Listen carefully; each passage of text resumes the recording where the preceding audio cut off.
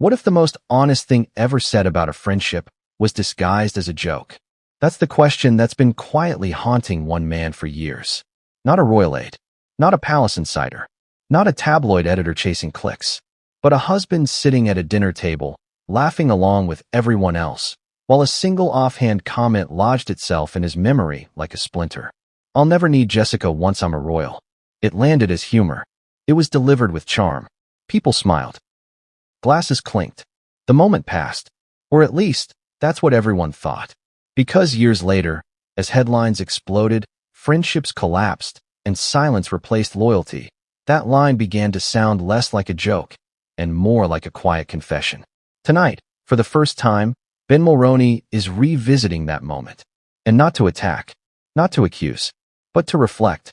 Because when you replay the tape knowing how the story ends, some scenes suddenly feel very different. Ask yourself this. Have you ever laughed at something that didn't sit right in your stomach? Ever heard a joke that made you pause, even though everyone else moved on? That's what this story is really about. Not royalty, not celebrity, but the strange way truth sometimes announces itself softly, long before it detonates. Back then, nothing about the night felt historic. No cameras, no palace guards, just friends, familiar faces, a warm room filled with ease and comfort. Meghan wasn't a duchess. Harry wasn't a husband. And Jessica Mulroney wasn't a liability. She was family. They were inseparable. The kind of friendship that looks unbreakable from the outside. Shared laughs, shared secrets, shared ambitions whispered over dinners exactly like this one. And then came the joke. Ben would later say it wasn't cruel. It wasn't said with malice. It wasn't even awkward enough to kill the mood. People laughed because it sounded absurd. Royalty? That was fantasy. A punchline. But here's the contradiction that makes this moment unsettling. Why joke about discarding someone unless the idea has already crossed your mind? That's not an accusation. It's a human question. We joke about what we're thinking. We laugh at what we're afraid to admit. Humor is often just truth wearing a disguise. At the time, Ben shrugged it off. Why wouldn't he? The future hadn't happened yet. The fairy tale hadn't turned real. The doors hadn't opened or slammed shut. But years later, watching everything unfold from the outside, that memory refused to stay buried. Because suddenly, the joke had a timeline. And the timeline matched reality with uncomfortable precision. Friendships cooled. Calls slowed. Invitations changed. Jessica, once ever present, faded quietly out of frame. No dramatic fallout. No public war. Just absence. And absence, as anyone who's lost someone knows, can be louder than betrayal. So why speak now? Because time has a way of stripping jokes of their innocence. Because hindsight is brutal. And because sometimes the most revealing moments aren't the explosive ones. They're the casual sentences no one thinks to challenge. Was it really just humor? Or was it the earliest glimpse of a mindset that would later reshape everything? Ben says he didn't understand it then. But now he can't unhear it. And what makes this story even more unsettling is what came after that dinner. The subtle shifts, the quiet distancing, the realization that some friendships are only meant to last until the next door opens. But the most chilling part? That joke didn't end the friendship. It simply predicted how it would end. And once you hear what happened next, you'll never hear that line the same way again. Section complete. Go. Chapter 1. The joke that froze the room. Everyone laughed. And that's exactly why it mattered. Because when something truly lands wrong, it doesn't always kill the mood. Sometimes it slips through unnoticed, smiling, wearing the costume of charm. That's what makes it dangerous. That's what makes it memorable. The room didn't go quiet after the joke. No forks froze midair. No one cleared their throat. Laughter did what laughter always does. It smoothed things over, erased friction, gave everyone permission to move on. Everyone, except one person. Ben remembers it not because it caused drama, but because it didn't. Think about that for a second. The moments that stay with us aren't always the loud ones. They're the ones that whisper and then refuse to leave.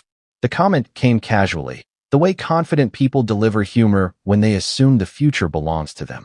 No hesitation, no second guessing, just a throwaway line, tossed into the air like it couldn't possibly matter. I'll never need Jessica once I'm a royal. A joke. Obviously. Except jokes are rarely random. They come from somewhere. From an instinct. From a belief we don't yet realize we're testing out loud. Ben would later say the tone wasn't sharp. There was no cruelty in it. If anything, it was playful, self-aware, almost exaggerated, like something said precisely because it seemed impossible. Royalty? Please. Who jokes seriously about something that unrealistic? And yet, here's the part that quietly unsettled him. No one pushed back. No one said, "That's a weird thing to say." No one teased her for tempting fate. No one challenged the premise at all. Because in that moment, everyone assumed the premise would never be tested. Jessica laughed too. And that matters. Because laughter can mean many things. Comfort, agreement, dismissal, or sometimes trust so deep you don't imagine it could ever be broken. Picture it. Two women bound by years of shared experiences. One helping the other navigate fame, fashion, social circles, power dynamics. The kind of friend who opens doors you didn't even know existed. The kind who doesn't just stand beside you. She builds the platform you're standing on. So when the joke landed, it felt absurd. Harmless. A fantasy so extreme it neutralized itself. But here's the contradiction Ben couldn't shake later. Why frame loyalty as temporary? Why measure friendship by usefulness, even jokingly? Ask yourself honestly. When was the last time you joked about discarding someone you truly believed you'd always need? That question haunted him not because he felt personally targeted, but because it revealed something subtle, something philosophical. A worldview where people are chapters, not constants. Where proximity matters more than history. At the time, he shrugged it off. He told himself he was overthinking. That charm sometimes outruns intention. That not every joke deserves an autopsy. But memory doesn't work like that. Memory waits. Years later, after the engagement, after the wedding, after the titles and the protocols and the walls went up, that moment replayed itself with a new soundtrack. And suddenly, the laughter sounded thinner. The jokes sounded heavier. Because nothing about the fallout was explosive. No scandalous breakup. No public feud. Just distance. The kind that creeps in quietly and leaves you wondering when the last real conversation actually happened. That's when Ben realized why the joke stayed with him. It wasn't offensive. It was predictive. And the most unsettling part wasn't that it was said. It was that it felt completely natural when it was. Because sometimes, the truth doesn't shock the room. Sometimes it slips by unnoticed until reality catches up. And when it did, that dinner table laughter suddenly felt like the opening scene of a story no one knew they were already in. But what happened after the laughter faded? After fame became permanent and friendships became optional, is where this story takes a much darker turn. Section complete. Go. Chapter 2. From inner circle to outer darkness. Royal doors don't just open. They close behind you. That's the part people forget. From the outside, it looks like ascension, glamour, access, history bending around one person's life. But from the inside, it's subtraction, a narrowing, a quiet recalibration of who still fits once everything becomes permanent. After the engagement, the atmosphere changed almost overnight. The calls didn't stop all at once. They slowed. The tone shifted. Conversations that once flowed freely became scheduled, then shorter, then carefully managed. The chaos of love turned into the choreography of duty. And this is where the joke began to age.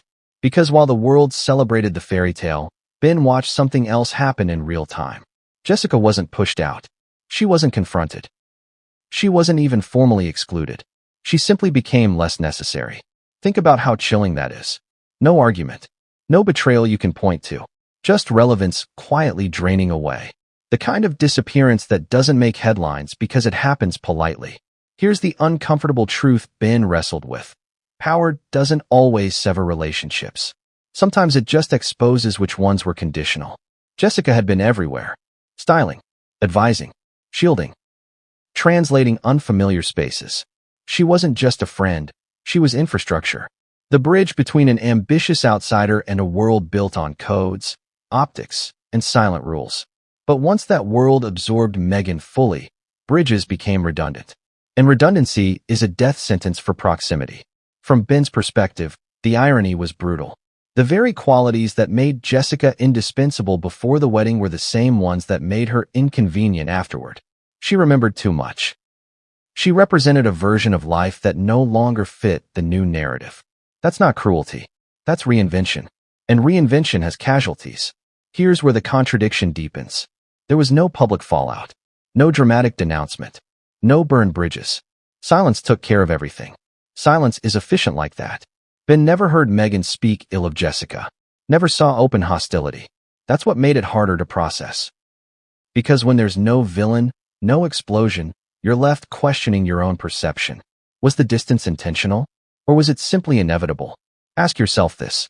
When someone outgrows the room, do they leave? Or does the room quietly rearrange itself until you're no longer standing inside it?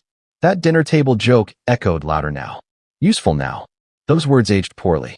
Not because they were malicious, but because they revealed a hierarchy, a timeline, a shelf life. Ben noticed something else too. Once access tightened, it never loosened again. Invitations became symbolic. Presence became conditional. The warmth of familiarity was replaced by formality. That's when hindsight sharpened. The joke hadn't been about Jessica at all. It was about control. About who gets carried forward into the next version of your life, and who gets left behind without explanation. And the most unsettling realization? This wasn't unique to royalty. We've all seen it. Promotions, fame, money, marriage. The moment one life chapter ends, and people who helped write it are no longer welcome in the sequel. The difference here is scale. Because when the doors closed this time, they weren't just personal. They were palace doors. And behind them, the silence became permanent. But Ben says the moment it truly crystallized, the second the joke stopped being abstract and became undeniable reality, didn't happen during the wedding. It happened later. Much later. And when that final realization hit, there was no laughter left at all. Section complete. Go. Chapter 3. When a joke turns into a prophecy. Some words don't reveal their meaning right away. They wait. That's what makes them dangerous. Because by the time you understand them, it's already too late to pretend you didn't hear them. Ben says the realization didn't arrive in a single dramatic moment. There was no headline, no phone call that confirmed everything. It came slowly, like fog rolling in when you're not paying attention to the road. One day you just look up and realize you can't see behind you anymore. The joke resurfaced not as a memory, but as a pattern. It echoed every time a familiar name stopped coming up. Every time an invitation felt ceremonial instead of warm. Every time proximity was replaced by protocol. The laughter from that dinner table began to feel like the opening line of a script that had already been written. And here's the part that unsettled him most. Nothing went wrong. No one did anything overtly cruel. There was no single betrayal you could circle and read. No moment where you could say, this is where it broke. It just ended. That's when Ben understood something most people only realize after they've lost someone important. The most painful endings aren't explosive. They're quiet. They leave no evidence. No closure. Just space where connection used to live. The joke had framed friendship as temporary, situational, dependent on usefulness. And now, watching from the outside, he could see how cleanly that philosophy had been executed. Not with hostility, with efficiency. That's the word Ben kept coming back to. Efficient. When your life becomes a brand, when every appearance is measured, when every relationship carries risk, sentiment becomes a liability. History becomes clutter. And people who knew you before the transformation, they carry receipts. Think about that. Friends from before, remember who you were when the armor wasn't on yet. When ambition was louder than caution. When jokes were unfiltered and futures weren't locked into place. Those people are dangerous to a carefully managed image. So they don't get pushed out. They fade out. Ben admits this is where hindsight turns cruel. Because once you see the pattern, you start replaying old moments with new eyes. That dinner table joke suddenly felt less like humor and more like rehearsal. A line tested out loud to see how it felt. And it felt easy. The scary part isn't that the friendship ended. Friendships end all the time. The scary part is how accurately that ending had been foreshadowed by a single sentence no one thought mattered. Power doesn't always change people. Sometimes it simply gives them permission to act on instincts they already had. That's the realization Ben struggled with. Not anger, not bitterness, just clarity. And clarity can be devastating. Because once you accept that the joke wasn't accidental, you have to ask yourself a harder question. How many other moments did we excuse because they were wrapped in charm? How often do we laugh along with something uncomfortable because challenging it would ruin the mood? How many warnings do we miss because they don't sound like warnings at the time? Ben says the saddest part isn't the silence that followed. It's knowing that the silence was always the plan, that the expiration date on that friendship may have been set long before the world ever knew it existed. And that's what transforms this story from gossip into something universal. Because we've all been there, watching someone rise, watching access change them.